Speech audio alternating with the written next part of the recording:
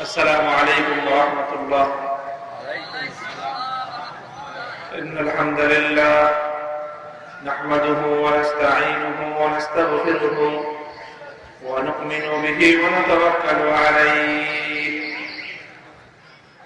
ونشهد أن لا إله إلا الله وحده لا شريك له ونشهد أن سيدنا وسندنا وحبيبنا وطبيب قلوبنا ومولانا محمد الذي أرسله الله إلى كافة الناس بشيرا ونذيرا وداعيا إلى الله بإذنه وسراجا منيرا. أما بعد فأعوذ بالله من الشيطان الرجيم. بسم الله الرحمن الرحيم.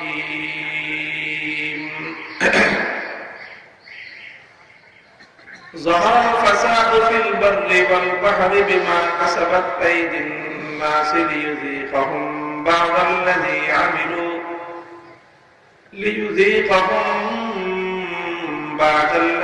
عملوا لعلهم يرجعون.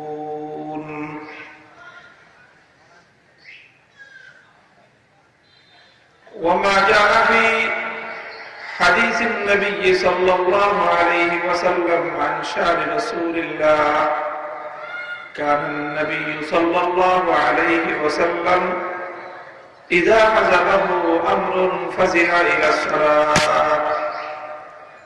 بارك الله لنا ولكم في القرآن العظيم ونفعنا وإياكم بالآيات والذكر الحكيم.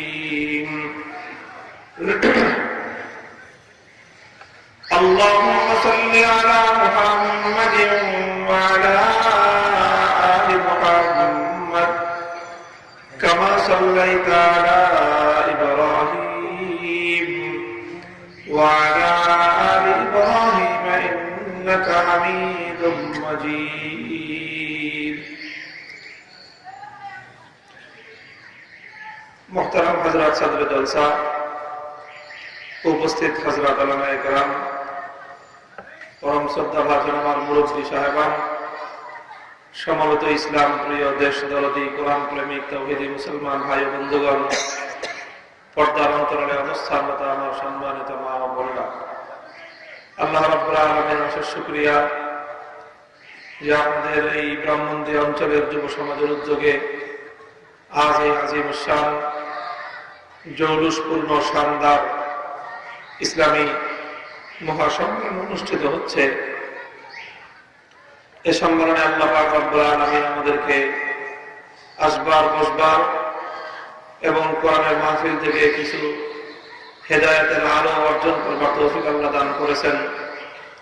এই জন্য রব্বে কারীমের দরবারে শুকরিয়া আদায় করে মুহাব্বতের সাথে কালিমাতুশ শুকর করি আলহামদুলিল্লাহ।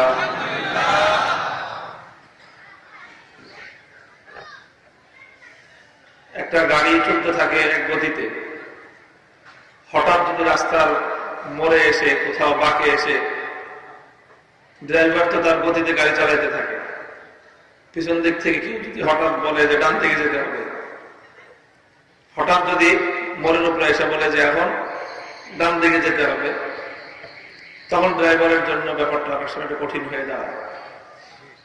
আমার আব্বাজান রহমতুল্লাহ আলাইহির একজন বিশিষ্ট শাগরিদ, সেই হিসাবে আমার বড় ভাই হযরত মাওলানা সুলতান উদ্দিন নুরী সাহেব হুজুর, আমি বসার পরে আমার মোড় ঘুরে গেছেন।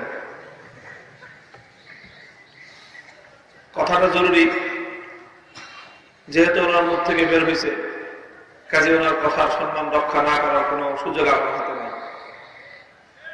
তো এই জন্য এই বিষয়ে আমি আজকে কথা খুব কম বলবো। কথা আজকে আমার বেশি বলার কথা না, কোন রকম শুধু আপনাদের সাথে দেখা করার ওয়াদা দিয়ে আমি আজকে আসছি এখানে। আমাকে এটা বলা হয়েছে যে হুজুর ওয়াজ করতে হবে না, আপনার ওয়াজ আমরা সারা জীবন শুনি, আজকে শুধু আসবেন, হাজিরা দেবেন, এতে আপনার দায়িত্ব শেষ। কাজে সেই হিসাবে আমি যদি এখন আমার বয়ান শেষ করে দিই, তাহলে এখানকার যারা ব্যবস্থাপক তাদের কোনো আপত্তি থাকবার সুযোগ নেই। কিন্তু এরপরও যেহেতু এসেছি, আর আমার বড় ভাই, আমার মুরব্বী, তিনি একটা কথা বলেছেন, সেই বিষয়ে সংক্ষিপ্তভাবে কয়েকটা কথা আমি বলবো। পবিত্র কোরআনে পাকের সূরাতুর রুম থেকে একখানা আয়াত আমি আপনাদের সম্মুখে তেলাওয়াত করেছি। আয়াতে কারিমার মধ্যে আল্লাহ পাক রব্বুল আলামিন এই ধরনের বিপর্যয় যা কিছু ঘটে থাকে সেই সম্পর্কে আল্লাহ পাক রব্বুল আলামিন একটা মৌলিক কারণ এবং তার উৎস আল্লাহ নির্ধারণ করে দিয়েছেন। যাহারাল ফাসাদু ফিল বাররি ওয়াল বাহরি বিমা কাসাবাত আইদিন নাসি লিয়ুযীকাহুম বা'দাল্লাযী আমিলু লাআল্লাহুম ইয়ারজিউন। আসমান এবং জমিনের মধ্যে যত বিপর্যয় বিশৃঙ্খলার সৃষ্টি হয়, যত ধরনের অশান্তি, যত ধরনের আযাব গজব বিপদ আপদ যা কিছু ঘটে, এর মূল কারণ আল্লাহ পাক বলেছেন বিমা কাসাবাত আইদিন নাস, এটা হলো মানুষের কর্মের ফল। এটা হলো মানুষের কর্মের ফল। আল্লাহ পাক রব্বুল আলামিন মানুষের বিভিন্ন কাজে কর্মে রাগান্বিত হয়ে, ক্ষুব্ধ হয়ে, রাগে গোস্বায় আল্লাহ পাক রব্বুল আলামিন মানুষকে মাঝে মাঝে কিছুটা ধমক দেন, কখনো কখনো সামান্য কিছু শাস্তি দান করেন, কখনো মাঝে মাঝে কিছুটা বিপদগ্রস্ত করেন। লিয়ুযীকাহুম বা'দাল্লাযী আমিলু, আল্লাহর উদ্দেশ্য কি? আল্লাহ বলে দিয়েছেন, এটার দ্বারা আল্লাহর উদ্দেশ্য হলো মানুষকে তাদের এই সকল অন্যায় এবং অপকর্মের সামান্য কিছু শাস্তি এই উদ্দেশ্যে দেওয়া, লাআল্লাহুম ইয়ারজিউন, যেন তারা ভবিষ্যতে সতর্ক হয়ে যায়। শাস্তি দেওয়া আল্লাহর উদ্দেশ্য নয়, বিপর্যয় সৃষ্টি করা আল্লাহর উদ্দেশ্য নয়, মানুষকে ধ্বংস করে দেওয়া আল্লাহর উদ্দেশ্য নয়। আখেরি পয়গম্বর উম্মতকে আল্লাহ পাক একবারে ধ্বংস করবেন না, কিন্তু মাঝে মাঝে আল্লাহ পাক রব্বুল আলামিন কিছুটা প্রাকৃতিক শাস্তি আল্লাহ দিবেন, প্রাকৃতিক বিপদ আপদ আল্লাহ পাক দিবেন। কেন দিবেন? লাআল্লাহুম ইয়ারজিউন, যেন এই বিপদ দেখে মানুষ সতর্ক হয়ে যায় এবং মানুষ যেই ভুল পথে চলতেছিল সেই ভুল পথ থেকে যেন আল্লাহর দিকে আবার ফিরে আসে। এটা হলো কোরআনের একটা বাণী। আরেকটা হাদিস আমি আপনাদেরকে বলি, এখান থেকে আপনারাই উদ্ধার করতে পারবেন এই মূল্যবান প্রশ্নের উত্তর, যে এই ধরনের ভূমিকম্প, ঝড়, জলোচ্ছ্বাস, টর্নেডো, সাইক্লোন ইত্যাদি, সুনামি, সিডর, এগুলো কেন আসে মানুষের উপর, তার কিছু বিষয় বিবরণ তো এই আয়াতের দ্বারা বোঝা যায়। রাহমাতুল্লিল আলামিন সাল্লাল্লাহু আলাইহি ওয়াসাল্লামের আরেকখানা হাদিস আসছে, যেদিন আল্লাহর নবীর শিশুপুত্র, নবীজির শিশুপুত্র, নবীজির 4 সন্তান ছিলেন, 4 ছেলে, 4 মেয়ে, 4 ছেলে। রাহমাতুল্লিল আলামিন সাল্লাল্লাহু আলাইহি ওয়াসাল্লামের মোট হলো 8 জন সন্তান আল্লাহর নবীর ঔরসে জন্মগ্রহণ করেছেন। 4 মেয়ে তো হলেন যায়েনব, রুকাইয়া, উম্মে কুলসুম, ফাতেমা রাদিয়াল্লাহু আনহুন্না, হলেন 4 মেয়ে। আর 4 ছেলে হলো কাসেম, তাইয়্যিব, তাহের, ইব্রাহিম রাদিয়াল্লাহু আনহুম। 4 ছেলের 4 ছেলেই শিশুকালে ইন্তেকাল করেছেন। তো সর্বশেষ আল্লাহর নবীর যেই ছেলে ইন্তেকাল করলেন তার নাম হলো ইব্রাহিম ইবনে মুহাম্মদ রাদিয়াল্লাহু তাআলা আনহু। তিনি যেদিন ইন্তেকাল করলেন সেই দিন হঠাৎ আকাশের সূর্যগ্রহণ হলো। সূর্যগ্রহণ হওয়ার অর্থ হলো এই আলোকিত সূর্য, যার আলোয় সারা দুনিয়াটা আলোকিত হয়ে যায়, শুধু আলোকিত হয় তাই নয়, বরং যার উত্তাপে সারা দুনিয়া উত্তপ্ত গরম হয়ে যায়। কথা ঠিক? চৈত্র মাসের প্রচন্ড রৌদ্রের মধ্যে দুপুর সময় টাকফাটা রোদ যখন পড়ে, তখন আধা ঘন্টা বাইরে থাকা যায় না, মানুষের মাথা চক্কর দিতে থাকে। কি সেই গরমের সূর্যের উত্তাপ! সেই গরমের সূর্যের উত্তাপে মরুভূমির বালুগুলো ফুটফুট আপনার ফুটতে থাকে, এমন গরম হয় ঘরের ছাদ গরম হয়ে যায় সূর্যের উত্তাপে, সারা রাত পর্যন্ত ঠান্ডা হয় না। এই হলো যে সূর্যের আলো, যে সূর্যের উত্তাপ, হঠাৎ সেই সূর্য সম্পূর্ণ আলোহীন হয়ে গেল, অন্ধকার হয়ে গেল সারা দুনিয়া, সূর্যগ্রহণ লাগলো। আরবের মানুষজন তারা বলাবলি করতে আরম্ভ করলো, এই যে সূর্যটা যে কালো হয়ে গেছে এর কারণ হলো যে আল্লাহ নবীর ছেলে ইব্রাহিম ইন্তেকাল করেছেন। ইব্রাহিমের শোকে, ইব্রাহিমের ইন্তেকালের শোক এবং তার দুঃখে কষ্টে সূর্যের মুখ মলিন হয়ে গেছে, এই জন্য সূর্য কালো হয়ে গেছে। এই হলো মানুষের মধ্যে বলা বলি হতে আরম্ভ করলো। আল্লাহ নবী ব্যাপারটা শুনলেন যে মানুষ এই ধরনের ব্যাখ্যা করতেছে সূর্য গ্রহণের, সূর্য আলোহীন হয়ে যে কালো বর্ণ ধারণ করবার কারণে মানুষ এরকম বলা বলি করতে আরম্ভ করছে। তখন আল্লাহ নবী দাঁড়ালেন, দাঁড়িয়ে আল্লাহ নবী উম্মতকে বললেন যে দেখো, ইন্নাল কামারা ওয়াশ শামসা আয়াতান মিন আয়াতিল্লাহ লা ইয়ানখাসিফানি লিমাউতি আহাদিন ওয়ালা লিহায়াতিহি।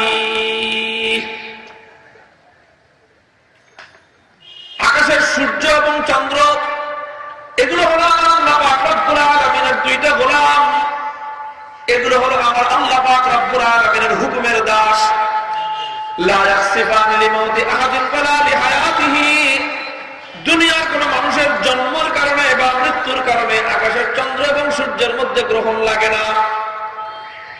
আকাশের চন্দ্র সূর্য আলোহীন হয়ে অন্ধকারে রূপান্তরিত হওয়া, এটা দুনিয়ার কোন মানুষের জন্মের আনন্দ অথবা কারো মৃত্যুর শোকে হয় না।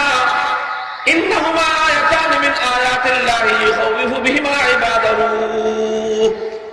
চন্দ্র সূর্যের মধ্যে এই যে আলোহীন করে দিয়ে এটাকে অন্ধকারে রূপান্তরিত করা, এটা আমার আল্লাহ পাক রব্বুল আলামিনের কুদরতের কাজ। এটা হলো আমার আল্লাহর কুদরতের শক্তি। আল্লাহ পাক এই কুদরতের শক্তি প্রকাশ করার মধ্য দিয়ে দুনিয়ার মানুষকে কি বোঝাতে চান, কেন আল্লাহ পাক রব্বুল আলামিন সূর্য গ্রহণ এবং চন্দ্র গ্রহণ তৈরি করেন? রাহমাতুল লিল আলামিন জবাব দিলেন, ইউখাউফু বিহিমা ইবাদাহু। আল্লাহ পাক রব্বুল আলামিন তার বান্দাকে নিজস্ব শক্তির সামান্য একটু প্রদর্শনী করতে চান। আল্লাহ সামান্য একটু নিজের শক্তির প্রদর্শনী করেন, মানুষ যেন আল্লাহর শক্তি সম্পর্কে, আল্লাহর কুদরত এবং আল্লাহর ক্ষমতা সম্পর্কে যেন মানুষ বেখবর না হয়ে যায়, গাফেল না হয়ে যায়। এই জন্য আল্লাহ পাক মানুষকে একটু স্মরণ করায় দেন। ও দুনিয়ার মানুষ, তাকায় দেখ আকাশের সূর্যটার দিকে। তামাম পৃথিবীর সমস্ত বৈজ্ঞানিকরা মিলে আমার আকাশের সূর্যের লক্ষ ভাগের এক ভাগ আলো তৈরি কর। কেমন পর্যন্ত সাধনা করবি, সূর্যের লক্ষ ভাগের এক ভাগ আলো তোরা দুনিয়াতে সৃষ্টি করতে পারবি না। লক্ষ লক্ষ কোটি কোটি টাকা খরচ করতে পারবি, দুনিয়ার সমস্ত জ্বালানি তেল পুড়ে ছারখার করতে পারবি, দুনিয়ার সমস্ত বিদ্যুৎ গুলো শেষ করতে পারবি, সব কিছু একত্রিত করেও আকাশের সূর্যের এক লক্ষ ভাগের এক ভাগ আলো দুনিয়ার কোন পাওয়ার হাউস থেকে সাপ্লাই করবার ক্ষমতা দুনিয়াবাসীর নাই। এত আলোকিত এই সূর্য, আল্লাহ পাক রব্বুল আলামিন সেই মহান আলোকিত সূর্যটাকে মুহূর্তের মধ্যে আলোহীন করে দেন। তার সমস্ত আলোটুকুকে আল্লাহ পাক কেড়ে নিয়ে নেন। আল্লাহ দুনিয়ার মানুষকে দেখাতে চান, ও দুনিয়ার মানুষ, তোদের শক্তি আর আমি আল্লাহর শক্তির মধ্যে পার্থক্যটা বুঝে রাখ। আমি আল্লাহ পাক যখন চাই আকাশের সূর্যকে আমি আল্লাহ আলোহীন করতে পারি, আমি আল্লাহ যখন চাই আকাশের চন্দ্রের আলো কেড়ে নিতে পারি, আমি আল্লাহ যখন চাই এই জমিনটাকে আমি নাড়িয়ে দিতে পারি, আমি আল্লাহ যখন চাই বাতাসকে দিয়ে তুফান গতিতে আমি বাতাস প্রবাহিত করতে পারি, আমি আল্লাহ যখন চাই সমুদ্রের মধ্যে জলোচ্ছ্বাস তৈরি করতে পারি, আমি আল্লাহ যখন চাই ভূমিধস আমি আল্লাহ সৃষ্টি করতে পারি, কায়নাতের মধ্যে আমি আল্লাহ পাক রব্বুল আলামিন যখন যা চাই তখন তাই করতে পারি। আমি আল্লাহ যখন কোনো ব্যাপারে কোনো সিদ্ধান্ত গ্রহণ করি, আমার সিদ্ধান্তের মোকাবেলা করবার ক্ষমতা দুনিয়ার কোন মানুষের নাই। ইউখাউফু বিহিমা ইবাদাহু। আল্লাহর উদ্দেশ্য হলো শুধুমাত্র মানুষকে একটু সতর্ক করা, মানুষকে একটু সতর্ক করা। এই সতর্ক করবার জন্য আল্লাহ পাক রব্বুল আলামিন মানুষ যখন অতিমাত্রায় পাপাচারে লিপ্ত হয়, মানুষ যখন অতিমাত্রায় আল্লাহর কুদরত সম্পর্কে গাফেল হয়ে যায়, মানুষ যখন আল্লাহর আযাব এবং গজব সম্পর্কে সম্পূর্ণ বেখবর হয়ে যায়, আসমান আর জমিনের মধ্যখানে একটা মহান ক্ষমতা যে আল্লাহর আছে, আল্লাহর সেই ক্ষমতার সীমানার বাইরে যাওয়ার ক্ষমতা যে কারো নাই, এই কথাটা যখন মানুষ ভুলে যায়, তখন আল্লাহ পাক রব্বুল আলামিন তাকে একটু স্মরণ করায় দেন। আল্লাহ পাক দুনিয়াটাকে ধরে একটু ঝাঁকুনি দেন, যাতে ওই বেখবর আহাম্মকের বাচ্চারা যেন বুঝতে পারে আসমান আর জমিনের মধ্যে এক মহান ক্ষমতার মালিক আল্লাহ বিদ্যমান আছেন। এটা হলো আমার আল্লাহ পাক রব্বুল আলামিন অভ্যাস, সতর্ক করতে চান। মুহতারাম হাজিরিন, আমার আল্লাহ পাক রব্বুল আলামিন বান্দাদেরকে সতর্ক করেন, আল্লাহ পাক দুনিয়ার মানুষকে সতর্ক করেন। এই সতর্কতাটা কি বিষয়ে? কোরআনের ওই আয়াতের দ্বারা আল্লাহ পাক সেই বিষয়টাকে স্পষ্টভাবে ব্যক্ত করে দিয়েছেন। যাহারাল ফাসাদু ফিল বাররি ওয়াল বাহরি বিমা কাসাবাত আইদিন নাস। মানুষ যখন পাপাচারে লিপ্ত হয়, ব্যাপকভাবে পাপাচারে লিপ্ত হয়, তখনই আমার আল্লাহ পাক রব্বুল আলামিন প্রাকৃতিক বিপর্যয় সৃষ্টির মাধ্যমে মানুষকে সতর্ক করেন। মানুষের পাপ কাজ যখন বেড়ে যায়, তখনই আল্লাহ পাক প্রাকৃতিক বিপর্যয় সৃষ্টি করেন। এটা হলো আল্লাহ রাব্বুল আলামিনের স্বাভাবিক নিয়ম। তবে মানুষের এই বিপর্যয়ের মধ্যেও বিশেষ এক ধরনের অন্যায় এবং অপরাধ আছে। সেই অপরাধটা যখন ঘটতে থাকে বেশির চেয়ে বেশি, বেশির চেয়ে বেশি, তখনই আমার আল্লাহ পাক রব্বুল আলামিনের কুদরতের যে গজব, আল্লাহর যে ক্ষমতার ক্রোধ, এটা চূড়ান্ত মাত্রায় উঠে। মানুষ অপরাধ করলে তো হয়, বিশেষভাবে একটা অপরাধে আল্লাহ পাক রব্বুল আলামিন মারাত্মক ধরনের মানুষের প্রতি অসন্তুষ্ট হয়ে ওঠেন। সেটা কোন অপরাধ? যখন দুনিয়ার কোন মানুষ, যখন দুনিয়ার মানুষের মধ্যে ব্যাপকভাবে বৈষম্য তৈরি হয়, দুনিয়ার মানুষের মধ্যে যখন ব্যাপকভাবে অন্যায় অবিচার সৃষ্টি হয়, অবিচার, জুলুম, বৈষম্য যখন সৃষ্টি হয়, তখন আল্লাহ পাক রব্বুল আলামিন এমন ভাবে ব্যাপকভাবে মানুষকে পাকড়াও করেন। হাদিসের মধ্যে আসছে, রাসূল আকরাম সাল্লাল্লাহু আলাইহি ওয়াসাল্লাম একবার বললেন, মক্কা যেদিন আল্লাহ নবী বিজয় করলেন, মক্কা বিজয়ের পরের দিন পবিত্র মক্কায় একটা চুরির ঘটনা ঘটলো। একজন ব্যক্তি চুরি করলো, চোর ধরা পড়লো, এবং সাধারণ কোন চোর নয়, একজন মহিলা মানুষ হলো চোর। সেই মহিলাও সাধারণ কোন ঘরের চোর নয়, সেই মহিলা হলো সম্ভ্রান্ত বংশের একজন মহিলা। নাম হলো তার ফাতেমা, বংশ হলো তার বনু মখজুম। বনু মখজুম হলো রাহমাতুল লিল আলামিন, আল্লাহর পয়গম্বরের দাদির পরিবার হলো বনু মখজুম। সেই কুরাইশ বংশের মধ্যে অভিজাত পরিবার হলো বনু মখজুম। সেই বনু মখজুম গোত্রের হলো এই মহিলা। চুরি করলো, ধরা পড়লো। এখন কুরাইশের লোকজন দুশ্চিন্তায় পড়ে গেল যে এতদিন চুরি চামারি যে যা করছে সমস্যা তো ছিল না, কিন্তু এখন তো মক্কায় নতুন অবস্থা। গতকালকে থেকে মক্কায় কোরআনের শাসন কায়েম হয়েছে, গতকাল থেকে মক্কার জমিনে আল্লাহর দ্বীন বাস্তবায়িত হয়েছে, গতকাল থেকে আল্লাহর এই জমিনের মধ্যে আল্লাহর রাসূলের হুকুমত কায়েম হয়েছে। আর যেই কোরআনের শাসন কায়েম হয়েছে, সেই কোরআনের বিচার তো পরিষ্কার। আস-সারিকু ওয়াস-সারিকাতু ফাকতাউ আইদিয়াহুমা জাযাআম বিমা কাসাবা নাকালাম মিনাল্লাহ। চোর নারী হোক বা পুরুষ হোক, সংরক্ষিত স্থান থেকে মূল্যবান কোন জিনিস যদি চুরি করে নিয়ে যায়, ধরা পড়বার পর আদালতের সামনে সাক্ষ্য প্রমাণের দ্বারা প্রমাণিত হলে তার হাত কেটে দাও। এটা হলো আল্লাহর কোরআনের হুকুম। এখন মক্কার লোকজন দুশ্চিন্তায় পড়ে গেল। এখন এই বিচারটা আল্লাহর নবীর কাছে গেলেই যে তিনি কোরআনের হুকুম বাস্তবায়ন করবেন, এই মেয়েটার হাত কাটা যাবে, মেয়েটার হাত কাটা যাবে, এটা তো বড় কথা না। কিন্তু এই মেয়ের হাতের সাথে সাথে গোটা বংশের নাক কাটা যাবে। গোটা বংশের নাক কাটা যাবে। নাক কাটা যাবে কিভাবে? যখন এর মেয়েটার হাত কাটা যাবে, কাটা থাকবে হাত, সে যেখানেই যাবে মানুষ জিজ্ঞাসা করবে কি ব্যাপার, হাত কাটা কেন? কি জবাব আসবে? জবাব কি আসবে? চুরি করছিল। দ্বিতীয় প্রশ্ন আসবে, এই মেয়েটা কোন বাড়ির মেয়েরে? জবাব কি আসবে? কুরাইশ বংশের। জবাব আসবে কুরাইশ বংশের মধ্যে অভিজাত একটা পরিবারের মেয়ে। এটা হলো চেয়ারম্যানের পরিবার, খান পরিবার, চৌধুরী পরিবার, এমপি সাহেবের পরিবার, মন্ত্রী সাহেবের পরিবার, অমুক বড় হুজুরের পরিবার, অমুক খতিব সাহেবের পরিবার। এই ধরনের নাম করা কোন ফ্যামিলি সম্পর্কে যদি এরকম কথা আসে, তাহলে তো গোটা মানুষ, গোটা আরবের মানুষ কুরাইশ বংশের মুখের মধ্যে থুতু মারবে যে তোদেরকে আমরা সম্মান করি, অথচ তোদের মেয়েরা পর্যন্ত চোর। গোটা জাতি সমস্যায় পড়ে গেল, ইগো সমস্যা, যে এবার গোত্রের এবং বংশের মর্যাদা রক্ষা করতে হবে। কি করা যায়? তারা মিটিং এ বসলো, কিভাবে জাতির সম্মান রক্ষা করা যায়, এই মেয়েটার হাত কাটার থেকে তার হাত রক্ষা করতে হবে। সকলে মিলে পরামর্শ করলো যে ব্যাপারটা তো সহজ, কারণ এখন তো মক্কা এই রাষ্ট্রের সমস্ত ক্ষমতা আল্লাহর নবীর হাতে। বিচারকের আসনে তিনিই বসবেন, মুহাম্মদুর রাসূলুল্লাহ সাল্লাল্লাহু আলাইহি ওয়াসাল্লাম। আমরা যে ব্যাপারটা নিয়ে দুশ্চিন্তা করতেছি যে আমাদের বংশের মান সম্মান ধুলোয় মিশে যাবে, ব্যাপারটা তো শুধু আমাদের নয়, এটা তো আল্লাহর নবীরও ব্যাপার, কারণ তিনিও তো কুরাইশ বংশের। কারণ মান-ইজ্জত যদি আমাদেরটা যায় তাহলে ওনারটাও যাবে।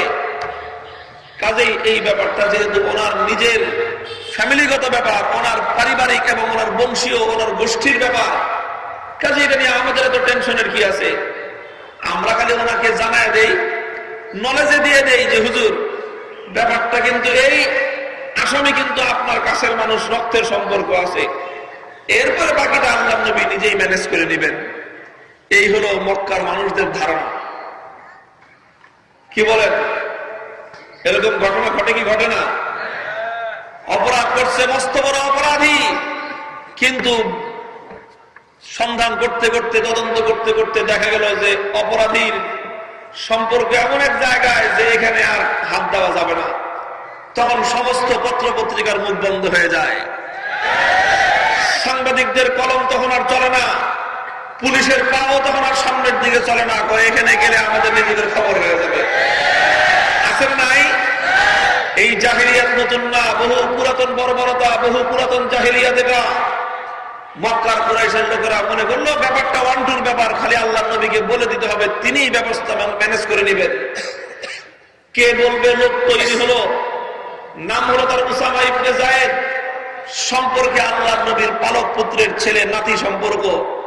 চিন্তা করছে দাদার গলা ধরা ধরা বলে দেব যে দাদা ব্যাপারটা কিন্তু এই, আপনি একটু সাইজ করে ম্যানেজ করে নিয়েন। উসামা ইবনে যায়েদ গেলেন আল্লাহর নবীর কাছে, কথাটা বললেন, ইয়া রাসূলুল্লাহ, এই মেয়েটা কিন্তু আপনার বংশের বনু মখজুম গোত্রের মহিলা। এই কথা বলতে দেরি আল্লাহর নবী বুঝতে পারছেন যে সুপারিশ নিয়ে, তদবির নিয়ে আসছে আমার কাছে। নবীজির চেহারাটা লাল বর্ণ ধারণ করলো। আল্লাহর নবী যখন রাগান্বিত হতেন তখন নবীজির কপালের মধ্যখানে রগ ফুলে উঠত, চেহারাটা লাল হয়ে যেত। ফাকান্নামা ফুতিয়া ফি ওয়াজিনাতাইহি হাব্বুর রুম্মান, মনে হতো আমার নবীর গালের মধ্যে বেদানার রস ছিটিয়ে দেওয়া হয়েছে। নবীজি এমন ভাবে রাগান্বিত হয়ে, রাগে ক্ষোভে লাল হয়ে গেলেন। উসামাকে ধমক দিলেন, আতাশফাউ ফি হাদ্দিন মিন হুদুদিল্লাহ, উসামা, আল্লাহর কোরআনের আইন প্রয়োগ করা হবে, সেখানে তদবির করবার জন্য তুমি আসছো, এত বড় দুঃসাহস তোমার। খবরদার উসামা, ভবিষ্যতে যদি আর কোনোদিন তোমাকে তদবির করতে আমার দরবারে আসতে দেখি, তাহলে কিন্তু তোমার খবর আছে ভবিষ্যতে। উসামা ভয়ে দূরে পালায় গেলেন। আল্লাহর নবী বুঝতে পারলেন যে ব্যাপারটা উসামার একার নয়, সে তো একজন বালক মানুষ, সে বুঝতে পারে নাই অন্যরা তাকে পাঠাইছে। কাজেই এই ঘটনার পিছনে আমার পুরা বংশ জড়িত, এই ঘটনার সঙ্গে আমার পুরা গোষ্ঠী জড়িত। কাজেই শুধু উসামাকে ধমক দিলে কাজ হবে না, যারা উসামাকে পাঠায় পর্দার পিছনে আছে তাদেরকে শিক্ষা দিতে হবে। আল্লাহর নবী মক্কায় ঘোষণা করলেন জাতির উদ্দেশ্যে ভাষণ দিবেন। মক্কার লোকজন জড়ো হয়ে গেল বাইতুল্লাহর সামনে। আল্লাহ নবী জাতির উদ্দেশ্যে ভাষণ দিলেন। নবীজির সে বক্তব্য স্বর্ণের অক্ষরে আজও হাদিসের পাতায় পাতায় লিখিত আছে। আল্লাহর পয়গম্বর বললেন যে দেখো, ইন্নামা হালাকা মান কানা ক্বাবলাকুম ইযা সারাকা ফীহিমুদ দাঈফ আকামু আলাইহিল হাদ ওয়া ইযা সারাকা ফীহিমুশ শরীফ তারাকুহু। তোমাদের পূর্ববর্তী অনেক জাতিকে আল্লাহ পাক রব্বুল আলামিন পৃথিবীর ইতিহাস থেকে ধ্বংস করে দিয়েছেন। কোন জাতিকে আল্লাহ পাক ভূমিকম্প দিয়ে ধ্বংস করেছেন, কোন জাতিকে আল্লাহ পাক রব্বুল আলামিন মাটির নিচে গ্রাস করে ধ্বংস করে দিয়েছেন, কোন জাতিকে আল্লাহ পাক রব্বুল আলামিন আসমান থেকে খাড়া ফেলে ধ্বংস করেছেন, কোন জাতির উপর আল্লাহ পাক রব্বুল আলামিন ঝড় তুফান প্রেরণ করে তাদের এক একটাকে আছাড় মেরে মেরে আল্লাহ পাক শেষ করে দিয়েছেন। কোন জাতিকে আল্লাহ পাক রব্বুল আলামিন আসমান থেকে পাথর আর আগুনের বৃষ্টি বর্ষণ করে ধ্বংস করেছেন। কোন জাতিকে আল্লাহ পাক গোটা জাতি সহ আসমানে উঠে নিয়ে উলট পালট করে জমিনের মধ্যে নিক্ষেপ করে আল্লাহ মুহূর্তের মধ্যে গোটা জাতিকে ধ্বংস করে দিয়েছেন। কি ছিল তাদের অপরাধ? কোন অপরাধে আল্লাহ পাক এই সমস্ত পূর্ববর্তী জাতিদেরকে ধ্বংস করতেন? আল্লাহর পয়গম্বর বলতেন অপরাধ ছিল তাদের এই, ইযা সারাকা ফীহিমুদ দাঈফ আকামু আলাইহিল হাদ ওয়া ইযা সারাকা ফীহিমুশ শরীফ তারাকুহু। যখন সেই জাতির মধ্যে কোন দুর্বল মানুষ অপরাধ করত, কোন মেহনতি মানুষ অপরাধ করত, গরিব মানুষ অন্যায় করত, রাস্তার রিক্সাওয়ালা, ঠেলাগাড়ি চালক, ভ্যানগাড়িওয়ালা, নৌকার মাঝি, কৃষক, শ্রমিক, মজদুর, অসহায় গরিব মানুষ, যার কোনো মামু নাই, যার কোনো খালু নাই, যার কোনো দুলাভাই নাই, এই সমস্ত মানুষ যখন অপরাধ করত তখন সেই সমস্ত দুর্বল অপরাধীদের উপর আইনের শাসন 100 ভাগের জায়গায় 200 ভাগ কায়েম করত। অপরাধ করছে কে?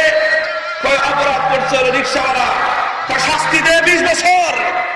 কেন? 20 বছর শাস্তি দিলে জিজ্ঞেস করতে কেউ আসবে না যে কেন রিক্সাওয়ালাকে 20 বছর শাস্তি দিলেন।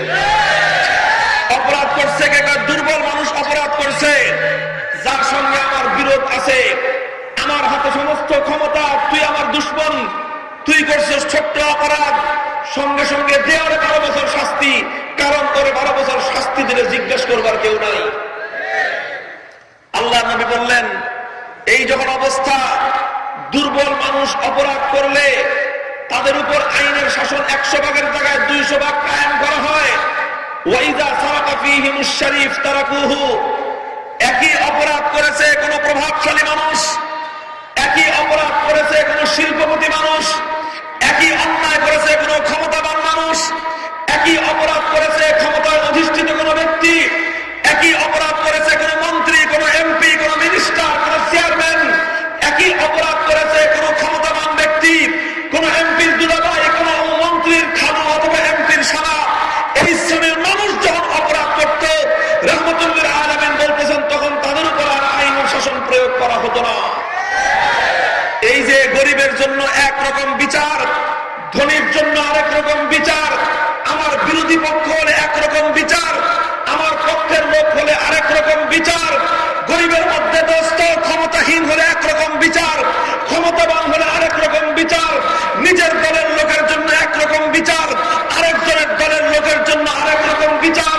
খোদার কসম খেয়ে বলি, রাহমাতুল লিল আলামিন বলেছেন এই যে বিচার ব্যবস্থার মধ্যে বৈষম্য, এই বৈষম্য যখন আল্লাহর জমিনের মধ্যে কায়েম হয় তখন আমার আল্লাহ পাক রব্বুল আলামিনের ক্রোধ আর গুসার মধ্যে একটা তুফান উঠে যায়। আল্লাহ পাক তখন বরদাস্ত করতে পারেন না, গোটা জাতি আর গোটা দেশকে ধরে আল্লাহ ধ্বংস করে দেন, ধ্বংস করে দেন।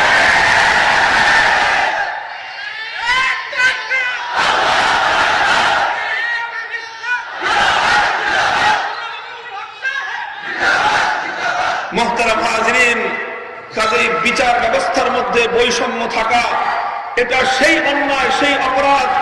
1000 বার নামাজ না পড়লেও আল্লাহ পাক এত রাগান্বিত হন না, বিচারের মধ্যে বৈষম্য করলে আমার আল্লাহ পাক যে রাগান্বিত হন।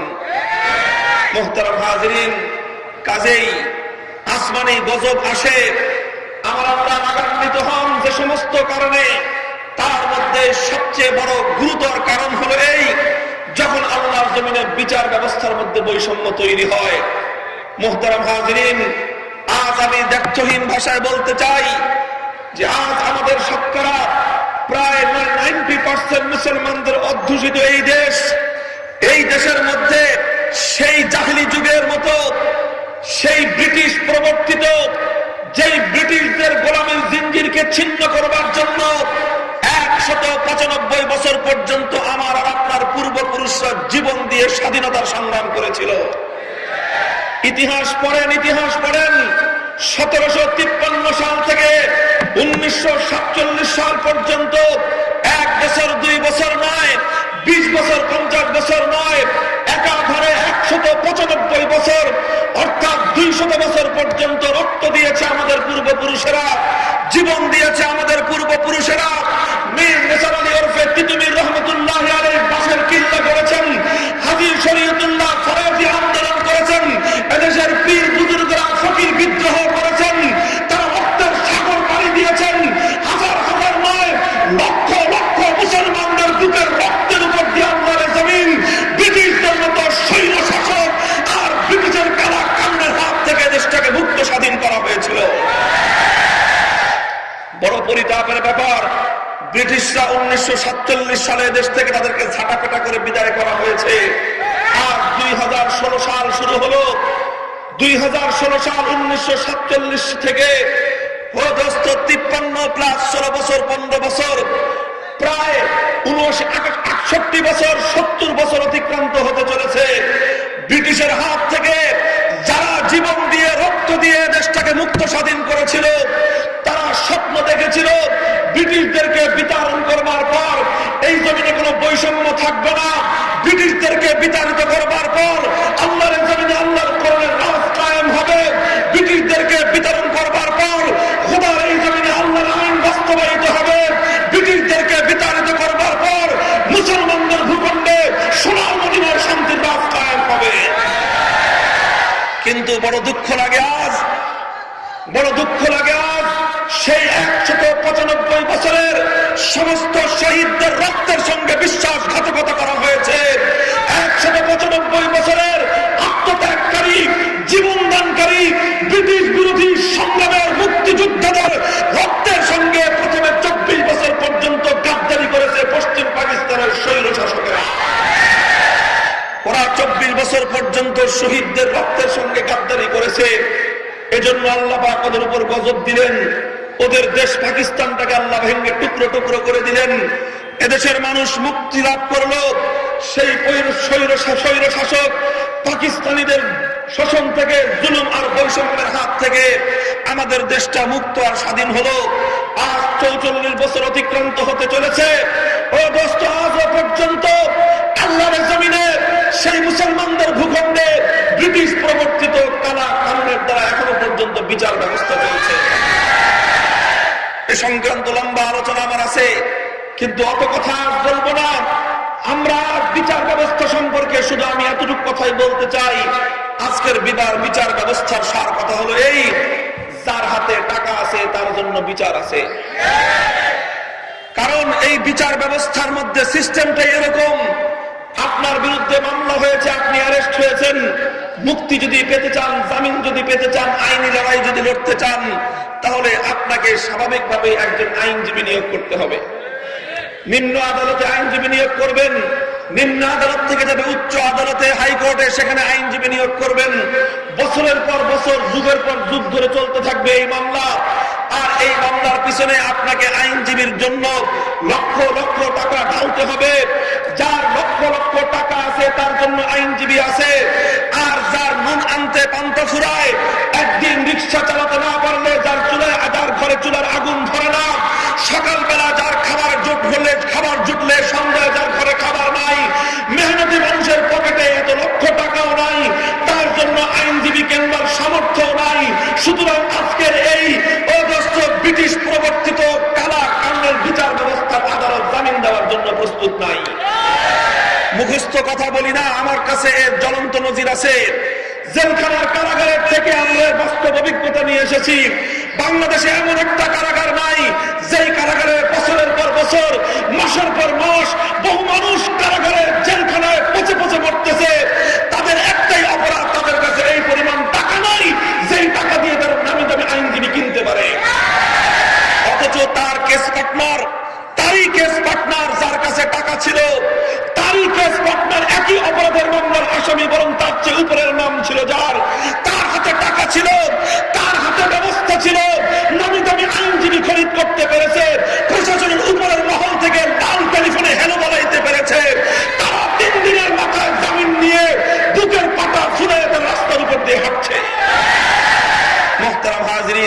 আপনাকে বলতে চাই, আজকে আমার এই সমাজ ব্যবস্থার মধ্যে যেই বিচার ব্যবস্থা আছে ব্রিটিশ প্রবর্তিত, এই বিচার ব্যবস্থা হলো জুলুম আর বৈষম্যের বিচার ব্যবস্থা। কাজে আজ আল্লাহ আমাদেরকে সতর্ক করতে চান, ও বাংলার মুসলমান, জাগ্রত হও, আরেকবার তোমরা শপথ গ্রহণ করো, 195 বছরের লক্ষ শহীদের রক্তের মতো তোমরা শপথ গ্রহণ করো। নতুন দিন আসবে, আল্লাহর জমিন থেকে মানব রচিত সমস্ত কারাখানের বিচার ব্যবস্থাকে আল্লাহর জমিন থেকে উৎখাত করে বঙ্গোপসাগরে ভাসিয়ে দিতে হবে। খোদার জমিনে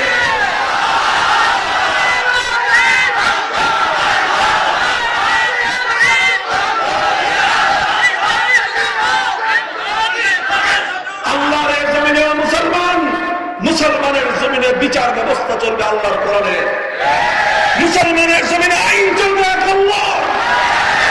আল্লাহর আইন দ্বারা। ইসলামের বিচার ব্যবস্থা, কোরআনের বিচার ব্যবস্থা কায়েম করো। কি হবে? আবু দাউদ শরীফের হাদিসের মধ্যে আল্লাহ নবী বলেছেন, লা আবদুন ইয়াকামু ফি আরদিন খায়রুম মিন আন ইয়ানতারু 40 সাবাহা। আল্লাহর কোন ভূখণ্ডের মধ্যে যদি আল্লাহর কোরআনের একটা আইন বাস্তবায়িত হয়, সেই এলাকার উপর আল্লাহর পক্ষ থেকে রহমত বর্ষিত হয়। কি পরিমাণ রহমত!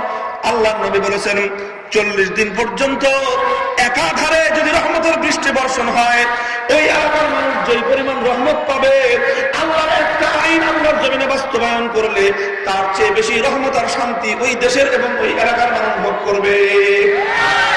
কাজেই বৈষম্যের আইন আল্লাহর পক্ষ থেকে গজব ডেকে আনে, আর আল্লাহর আইনের ন্যায় বিচার, ইনসাফের বিচার আল্লাহর জমিনের মধ্যে শান্তি এবং রহমত কায়েম করে। কাজে আজ তোমরা ডিসিশন নিবা, দেশের মানুষ, জনগণ, তোমরা কি খোদার গজবের মধ্যে থাকতে চাও না শান্তির মধ্যে থাকতে চাও? তোমরা আল্লাহর আযাবে ধ্বংস হতে চাও না আল্লাহর পক্ষ থেকে রহমত আনতে চাও? যদি রহমত আনতে চাও, খোদার গজব থেকে বাঁচতে চাও, এমন ভূমিকম্প, সিডর আর সুনামির হাত থেকে যদি বাঁচতে চাও, শপথ গ্রহণ করতে হবে খোদার জমিন থেকে সমস্ত জুলুম আর বৈষম্যের কবর রচনা করতে হবে। আল্লাহর জমিনে আল্লাহর কোরআনের রাজ কায়েম করতে হবে। কারা কারা রাজি আছো? হাত তুলে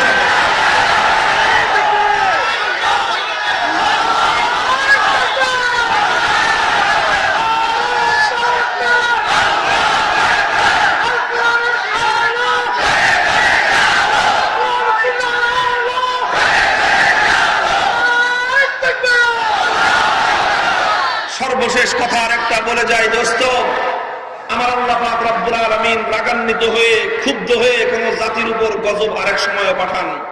আরেকটা বিশেষ সময় আছে। কখন? যখন দুনিয়াতে এমন কোন শক্তি, দুনিয়াতে এমন কোন মানুষ, এমন কোন গোষ্ঠী, এমন কোন শক্তি মাথা চাড়া দিয়ে উঠে, যেই শক্তি অন্যায় করে কিন্তু তার অন্যায়ের প্রতিবাদ করবার মতো, তার অন্যায়ের মোকাবেলা করবার মতো দুনিয়াতে যখন কোন শক্তি থাকে না, তখন আমার আল্লাহ পাক রব্বুল আলামিন তার নিজের শক্তি নিয়ে জাহির হয়ে যান। কথাটা বুঝতে পারেন নাই? আবার বলতেছি, আমাদের দেশে অনেক সময় দেখবেন, অনেক এলাকায় অনেকে এরকম বলে, নিজের যত প্রতিদ্বন্দ্বী ছিল, যেটা ভবিষ্যতে প্রতিদ্বন্দ্বী হওয়ার সম্ভাবনা ছিল, ওটারও কালা জাহাঙ্গীর দিয়ে ফুটা করে দিছে। বুঝেন না? নরসিংদীর মানুষ তো ভালো করে বুঝবার কথা, যেটা বর্তমানে প্রতিদ্বন্দ্বী নাই, ভবিষ্যতে প্রতিদ্বন্দ্বী হওয়ার সম্ভাবনা আছে, ওটারও কি করে দিছে? ওটারও ফুটা করে দিছে, ওটাও শেষ। চিন্তা করে, এই মাটিতে আগামী 50 বছরের মধ্যে আমার সামনে দাঁড়ায় কথা বলবার মতো আর কেউ নাই। মাঝে মাঝে তিনি এটা নিয়ে হুমকিও দেন যে আমার সামনে কথা বলবার মতো কেউ আছে? মুহতারাম হাজিরিন, যখনই কোনো মানুষ অথবা কোন শক্তি আল্লাহর জমিনে এমন গড়ে উঠে, সে চিন্তা করে এই মাটির নিচে, এই মাটিতে, আসমানের নিচে, জমিনের উপর তার সামনে কথা বলবার মতো কেউ নাই, তার জুলুমের মোকাবেলা করবার মতো কেউ নাই, তার সামনে কথা বলবার মতো কেউ নাই, তার অত্যাচারের প্রতিবাদ করবার মতো যখন কেউ থাকে না, ব্যাপারটা বড়ই ক্রিটিক্যাল এবং খুবই জটিল। কেমন জটিল? আমার পূর্বে আমাদের মুহতারাম ইসমাইল নূরপুরি সাহেব হুজুর একটা ঘটনা বলেছেন, আমি আর ওই ঘটনা বলবো না, শুধু ঘটনার গোড়ার কথাটা বলে যাই। বাদশাহ আব্রাহার ইতিহাস শুনেছেন হুজুর?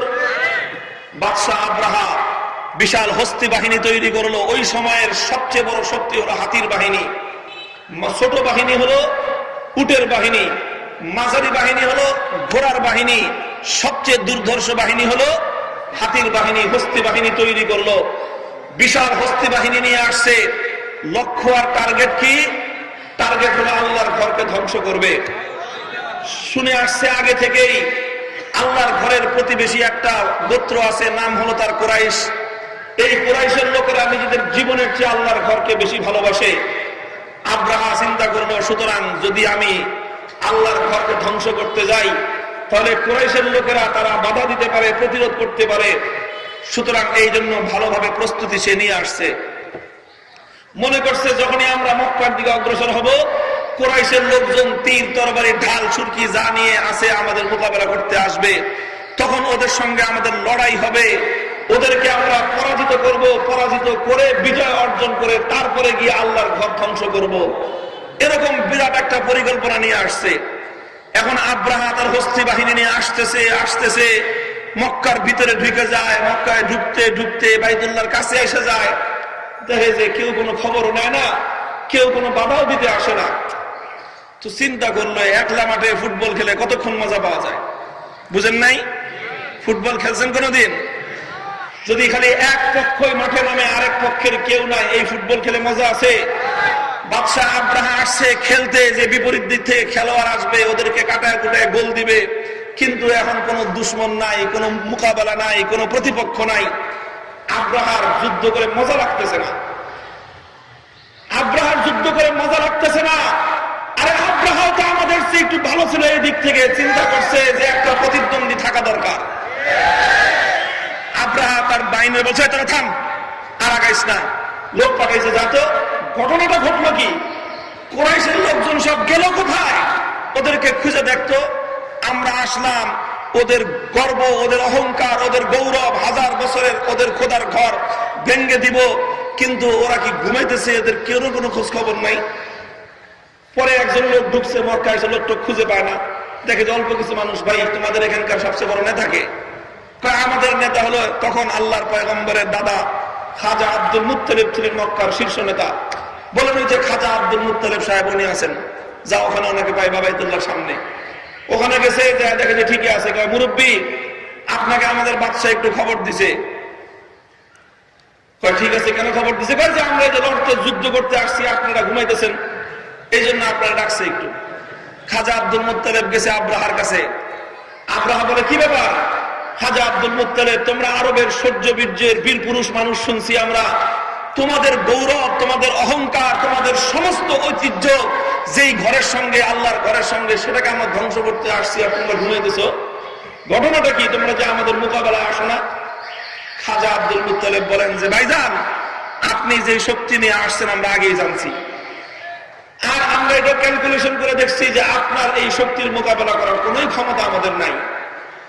কাজেই তখন আমরা চিন্তা করলাম, খামাখা পারবো না, বউ বাল বাচ্চা নিয়ে আপনার সঙ্গে মারামারি করে মরার দরকার কি?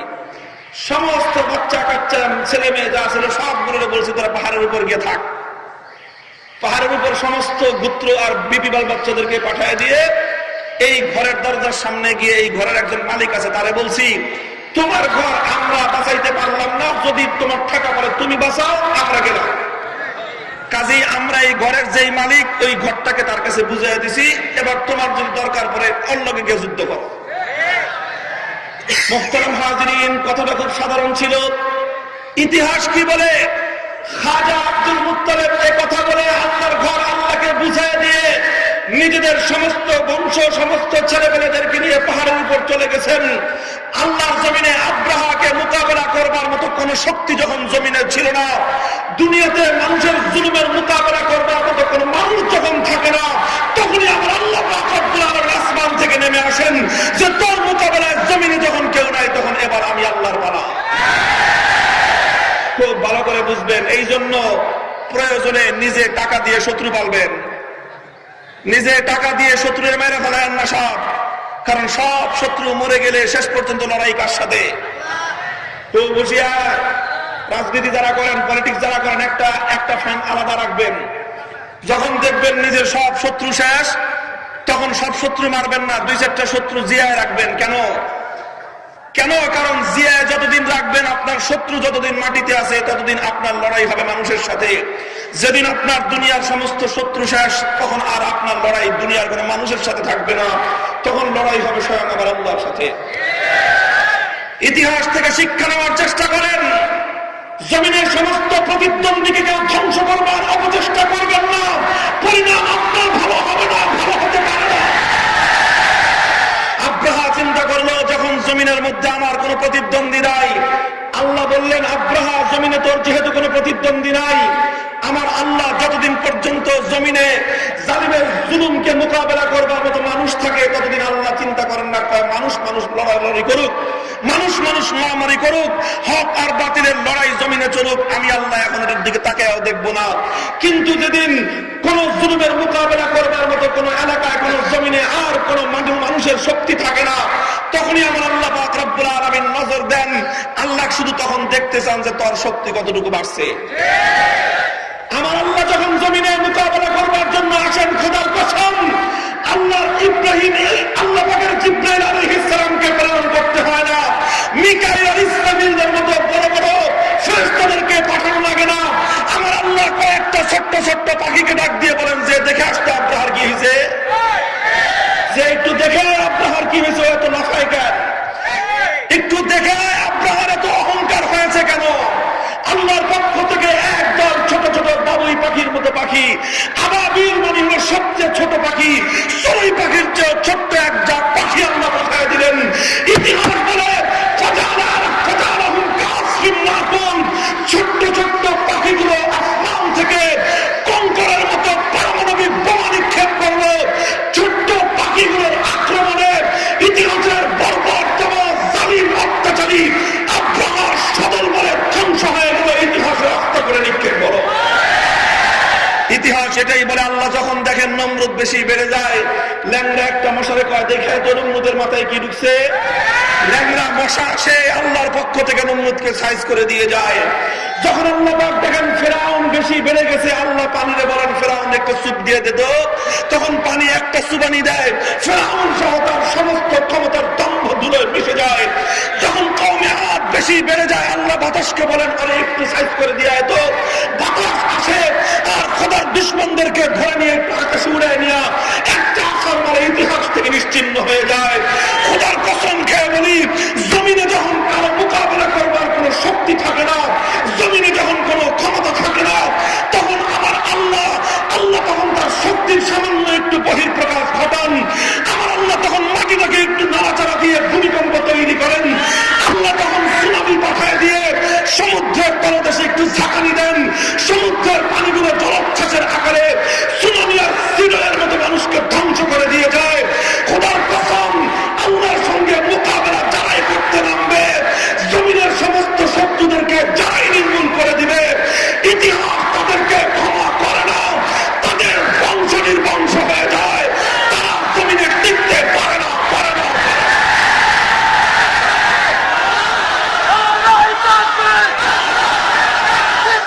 শত্রুরা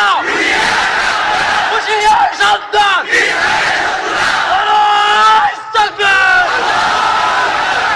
আমার কথা শেষ। হুজুর যা বলতে চেয়েছিলেন সেই প্রশ্নের পরিষ্কার জবাব হলো এই যে ভূমিকম্প, এটা হলো আমার আল্লাহর কুদরতের সামান্য একটু বহিঃপ্রকাশ। আল্লাহ এই জমিনটাকে একটু নাড়া দিছেন, আল্লাহ পরীক্ষা করে দেখলেন তোদের শক্তি কি পরিমাণ আছে। এত বিজ্ঞান, এত শক্তি, এত বাহিনী, পারলে ঠেকা আমার আল্লাহর ভূমির এই কাঁপুনিটাকে, পারলে ঠেকায় আমার আল্লাহর কাল বৈশাখীর ঝড়টাকে, পারলে ঠেকায় আমার আল্লাহ পাক রব্বুল আলামিনের বঙ্গোপসাগরের জলোচ্ছ্বাসটাকে। খোদার কসম, এগুলো লাগবে না। আমার আল্লাহ যেদিন এক ঝাঁক পাখি পাঠাবে, সেই পাখির মোকাবেলা করার শক্তি তোদের নাই। আমার আল্লাহ যেদিন একটা ল্যাংড়া মশা পাঠাবে, তার মোকাবেলা করবার ক্ষমতাও তোদের নাই। কাজেই দম্ভ পরিহার করো, অহংকার পরিহার করো, শত্রু নির্মূল করবার বিপজ্জনক পথকে পরিহার করো, শান্তিপূর্ণ সহাবস্থানকে নিশ্চিত করো। অন্যথায় খোদার গজবে গোটা দেশ জাতি ধ্বংস হয়ে যাবে, ধ্বংস হয়ে যাবে, ধ্বংস হয়ে যাবে।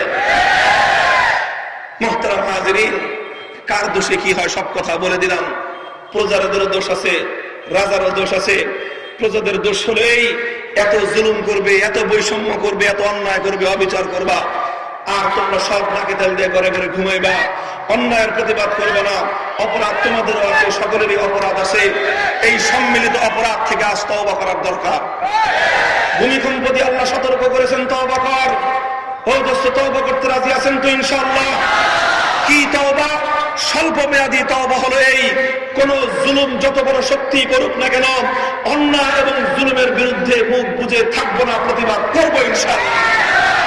আর চূড়ান্ত তওবা হলো এই, আল্লাহর এই জমিন থেকে মানব রচিত জুলুমের সমস্ত বিচার ব্যবস্থাকে উৎখাত করে লক্ষ প্রাণের বিনিময়ে হলে তাজা রক্ত ঢেলে দিতে হলে রক্ত দেব, জীবন দিতে হলে জীবন দেব, ইতিম করতে হলে সন্তানদেরকে ইতিম করব, বিধবা করতে হলে নিজের স্ত্রীদেরকে বিধবা করব, নিজেদের মায়ের বুকগুলোকে খালি করতে হলে খালি করব, অকাতরে রক্তের সাগর পানি দিয়ে আল্লাহর জমিনে আল্লাহ ইসলাম জিন্দা করব, আল্লাহর কোরআনের রাষ্ট্র ব্যবস্থা কায়েম করেই ছাড়ব ইনশাআল্লাহ।